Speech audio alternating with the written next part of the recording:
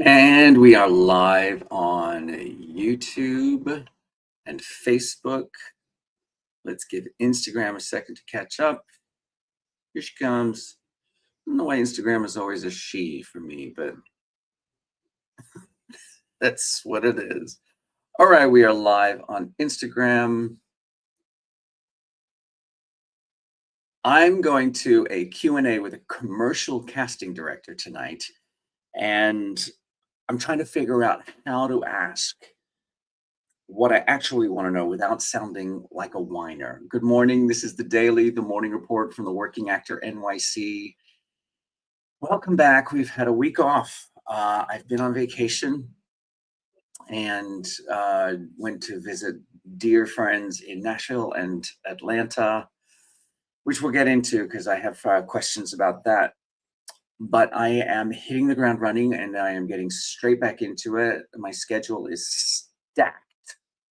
For the next, for a while, actually. We got a lot going on. And today I am going to a Q&A with a commercial casting director that's been organized by SAG-AFTRA. How do you ask questions about the audition process without sounding like you're complaining about it? I know that you all feel the same thing. We've been getting the initial audition from commercial casting directors has us jumping through so many hoops and creating so much unedited material. I am ending up sending, 2 minutes of edited material, 4 minutes of edited material. And the hard part is that particularly for commercial auditions, you know that they're only watching the first 10 seconds before they go, oh, it's not him. Oh, or it is him. You know what I'm saying? It's like, so how do you, I guess the question that I need to ask is not, I have to make sure I'm coming off not sounding like a whiner. I have to ask a question in a way that says, what is it about the first 10 seconds of an audition that makes you keep watching?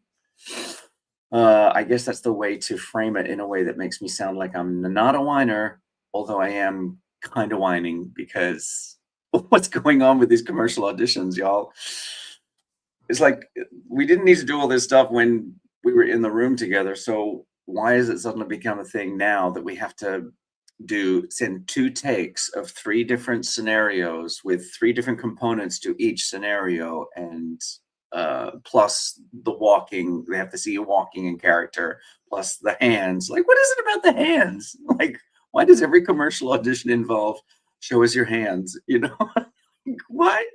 That's so specific. Like, and why in the initial audition? I mean, can you imagine what it's the hands in the initial audition, like not the callback, but in the initial audition, they're going, let's see 400 people for this campaign, and we're just going to start with the hands. Just like if that's a forward or a no more, then like just that based on your hands, we're going to find out whether or not we even want to see you read any of the material.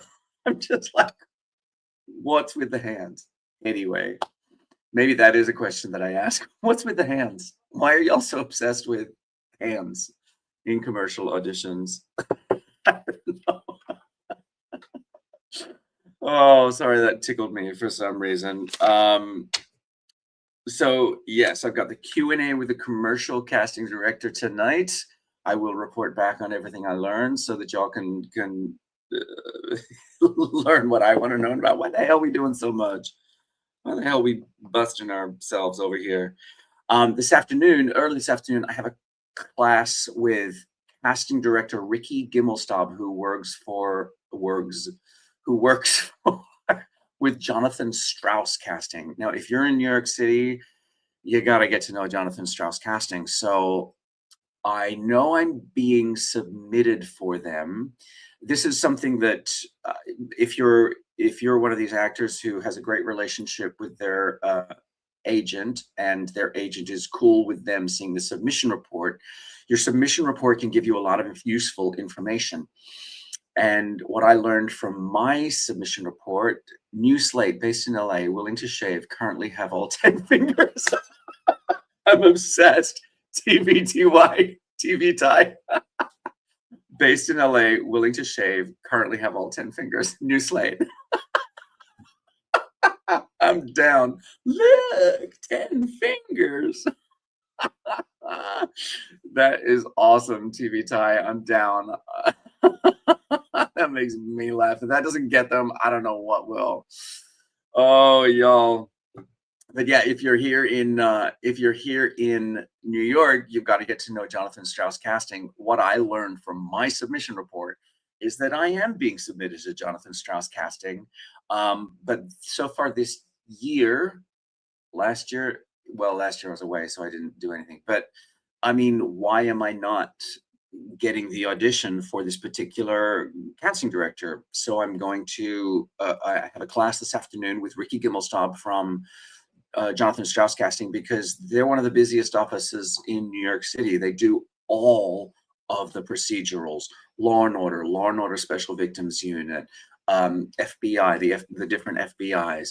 They even do the Chicago ones. Excuse me, they even do the Chicago ones as well. Chicago, wait, what are they called? Chicago. Oh, hey, Jonathan Strauss, I just happen to have you right here. Law and Order Special Victims Unit, CIA, Law and Order, Chicago Med, that's what it was. Chicago Med, Chicago Fire, Chicago PD, FBI. I mean, it's just, they do all of those procedurals. So I want to make sure that Ricky and I get to know each other a little bit today, and that she can see the work, some of the work that I'm doing. Yeah, so that's coming up today. Super excited about that. And again, it's kind of a similar thing. It's sort of like, I would love to ask questions about the process of Ricky, without sounding like I'm complaining about it. It's not so much, why aren't you calling me in? I'm being submitted, so much as I have new materials now. Are they strong enough to get me called in for you? I don't know. I will ask the questions and I will find out for y'all. In fact, if you have questions that I should be asking, so today I'm seeing a procedural casting director and a commercial casting director. What questions, you all, do you think I should be asking? I'm super excited about both of those, but like I say, I am hitting the ground running, y'all. I am not wasting any time. I'm also coming back to based in LA, willing to shave. Currently have all 10 fingers. That's funny. Yeah. As you may or may not have seen, while I was on vacation, of course, I learned that I have been dropped from for now, I don't know, maybe I'll come back later, but for now I have been dropped from a Broadway bound musical that I had been a part of up until last week. And I just found out about that. So I was processing that grieving that loss while I was on vacation, and going back through my text messages with the one person who had, sort of reached back to me with a modicum of regularity. I had said to them, I don't really feel attached to that project anymore. So I guess what I'm mourning is not the project itself. What I'm mourning is having the carrot of my next Broadway credit taken away. I've got a couple other carrots dangling in front of me in the Broadway arena, which I'm very grateful for, and that's great. I'm lucky, all the rest of it. But I think getting honest with myself about what it is that I'm actually mourning is going to help me move forward with my process, in that.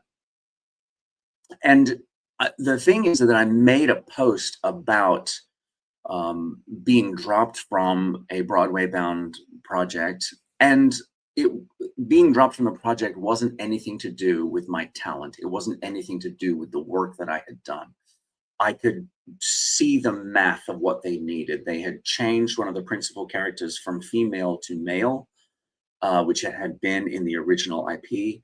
And so their needs for coverage in the ensemble changed.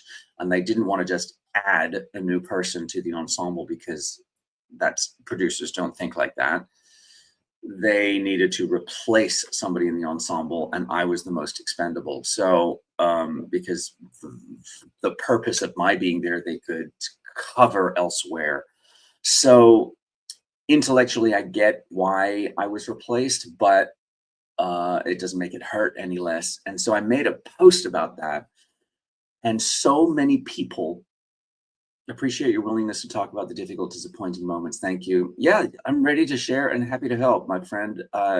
It's the thing that I learned from making that post about it was that so many of us have been through that process about getting dropped from Broadway bound a Broadway bound project, or in TV, same thing happens, is that you can be part of the initial stages, and then when it actually goes to network or whatever, that you get replaced by somebody further up the ladder. But I would love to hear your stories about that. So we're going to be doing an entire podcast episode about this coming Saturday. So send us a video telling us your experience, how this went down for you, because so many of you commented and said, I felt exactly the same way. This has happened to me. And I'd love to hear what those experiences were, so that we can share them with the audience and build the community on this shared experience of, sometimes this process makes you feel like poop, expendable poop. And share it so that we can get it out and heal together. So yeah, we'll be recording live this coming Saturday, 12 noon Eastern, 9 a.m. Pacific. You did the work and you still didn't get called. You still didn't get asked back. The rejection you didn't see coming. If you have an experience like that, please pop it into a video form and send it to us at the Working Actor NYC on whichever of these platforms you're watching. You can DM me the video and we'll share it with our audience so that you can get that experience off your chest. The interesting thing is, I feel like even though the root experience of being dropped from something is common, every experience has its own unique flavor, the experience that's unique to you and that's painful to you in your own special, particular way. So please share that with us. We would love to know what your stories are. I have a busy day. I have so much going on today. I got to get ready for my casting director class. I don't know if the particular character that I'm playing in today's class is definitely clean shaven. So I got to get my skates on. Welcome back. This is the morning report from the Working Actor NYC. We'll be right back here tomorrow at 8 a.m. Come on back. Remember, wherever you are in your acting process, you got this. Keep going. I will see you back here tomorrow at 8 a.m.